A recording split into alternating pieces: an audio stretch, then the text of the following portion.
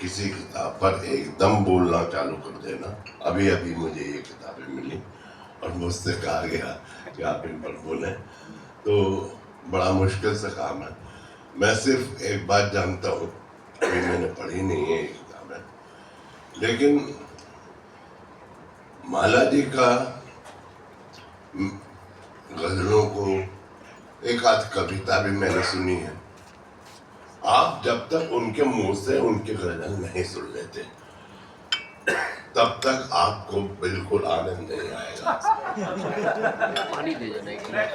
मतलब सीधी सी बात यह है, आपको अगर उनकी गजल में पहुंचना है और उसको महसूस करना है तो आपको उस गजल को उन्हीं के मुंह से सुनना पड़ेगा, क्योंकि उसमें कोई कलाबाजियां नहीं होती उनके गाने में या किसी उसमें। वो एक सीधे साधे तरीके से बहुत ही जो उस गजल का इमोशन है उसको बाहर कर रख देती है। भाई आप, मैंने अमृता प्रीतम की एक कहानी पढ़ी थी, 5 साल लंबी सड़क। सुभाष भाई सुभाष सुन, हाँ, अमृता प्रीतम की कहानी थी 5 मील नहीं 5 साल लंबी सड़क। उसमें वो कहती है कि एक लड़का है, गांव का है, शहर पढ़ने को आता है, अच्छी खासी पर्सनालिटी है, लड़कियां उस पर अक्सर वो होती हैं, मोहित हो जाती हैं, तो वो एक लड़की के प्रेम में पड़ता है।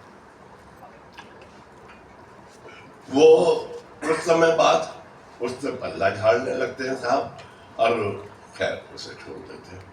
फिर दूसरी लड़की, उससे भी इसी तरह से, तीसरी लड़की उसे, जब चौथी लड़की के साथ भी यही होने लगा तो उस लड़की ने पूछा कि भाई तुम्हारी क्या प्रॉब्लम है? तुम बेसिकली बहुत सही किस्म के इंसान हो, ऐसा भी नहीं है कि तू हर जाए तो मेरा भी यही दौर सही, तू नहीं, और यानी तुम बेसिकली तो बहुत सही किस्म के इंसान हो, लेकिन ऐसा क्यों हो रहा है कि तुम लिया कुछ समय ही रह पाते हो किसी के साथ, फिर उसका। तो वो एक बात बताता है कि मैं जब छोटा था तो मैं अपनी माँ को एक, जब वो खाना बनाती थी तो पहले यही था, आजकल तो ये सब भूल भी गए होंगे, हम हमारी उम्र के लोग जानते होंगे कि माँ चूल्हे में खाना बनाती थी, फिर उसके जो बाद में अंगारे हुआ करते थे वो उन्हें चिमटे से पकड़कर बाहर निकाल लिया करते थे और उन्हें पानी डाल दे जिससे उनका इस्तेमाल हो सके। तो वो मैं तभी से चिमटे को उठाया करता था, जब माँ को ये देखता था चिमटा उठाया करता था, और ये वो माँ तो अंगारे बाहर निकाल रही होती थी, मैं सोचता था लपट को पकड़ू चिमटे से, मैं सोचता था चिमटे से लपट को पकड़ू। तो तब से आज तक मैं हर लड़की में उसी लपट को देखने की कोशिश करता है, और वो मुझे, तो वो लड़की का जवाब सुनिएगा क्या बोला है। वो कहती है देखो तुम्हारी सबसे बड़ी कमी यही रही है अभी तक कि तुम लपट को चिमटे से पकड़ना चाहते थे। तुम लपट कभी भी किसी दूसरी चीज से नहीं पकड़ी जा सकती, लपट पकड़ी जा सकती है लपट से ही।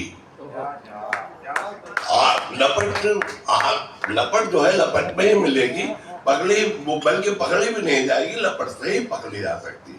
माला जी की गजल को, और अभी मैं 2-3 कविताएं पढ़, भाई मैं तो, वरना तो मैं तो ये सोचता था माला जी गजल के जहां तक बात है वहां तो भाई ये सीधी सी बात है, लपट आपके अंदर है तो वो लपट आप छू लेंगे, उसे पकड़ लेंगे, नहीं है वो लपट तो आप उस लपट को नहीं पकड़ सकते, सीधी सी।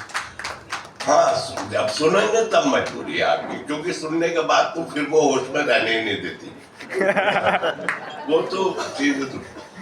हाँ, अभी मैं 2-3 कविताएं उनके पढ़ रहा था, ज्यादा, क्योंकि अभी मुझे किताब दे गई, मैंने 2-3 कविताएं पढ़ी।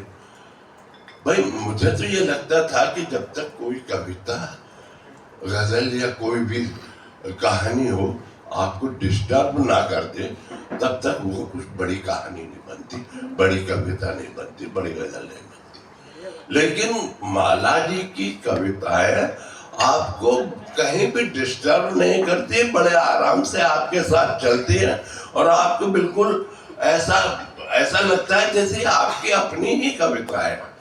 आप मतलब उनमें ऐसा ठहर से जाते हैं, बहुत उनके साथ विचरण करना शुरू कर देते हैं। सही मायने में तो ये अभी मैं 2-3 मैं आपको बताता हूँ, वो मैंने सिर्फ 2-3 वही कविताएं पढ़ी और देखिएगा, ना हो सोचना, ना बहाना हो, ना पूछना, ना बताना हो, एक घर वो जहां मेरा बेबाक आना जाना हो।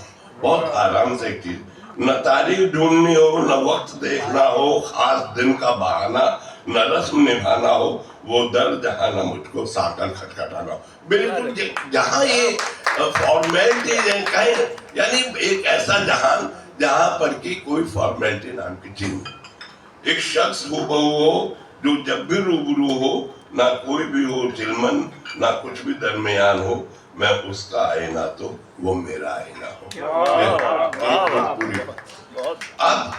अब एक और चीज, एक और कविता आप सुने मुझसे, बल्कि मैं लोग नहीं संवरण कर पा रहा है इस बात का कि मैं माला जी की कविता को सुनाऊं।